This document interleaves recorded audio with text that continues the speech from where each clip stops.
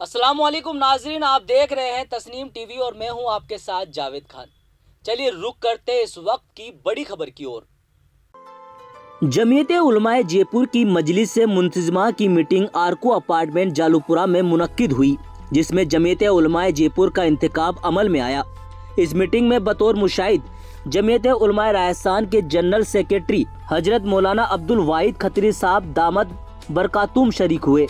Meeting में इत्तेफाक की राय से हजरत मौलाना अब्दुल हमीद साहब काशफी को जमीयत उलमा जयपुर का सदर और मुफ्ती मोहम्मद शफीक कैमख्यानी को जनरल सेक्रेटरी मुनतखब किया गया। बाकी ओहदेदारान की तफसील इस तरह है। नायाब सदर मौलाना मोहम्मद इरशाद साहब, हाफिज शकील साहब, मुफ्ती हिफुजुर रहमान साहब, हाफिज अंसार साहब। सेक्रेटरी मौलाना मोहम्मद मोहसिन साहब, मौलाना मोहम्मद असगर साहब, हाजी मोहम्मद दाऊद साहब, इनायतुल्लाह कुरैशी साहब। खजांची मोहम्मद निजामुद्दीन मुहाना साहब, नायब खजांची हाफिज जिया उर रहमान साहब। नाजिम तंजीम व तरक्की व social media incharge engineer Kifayatullah Khan साहब रहे।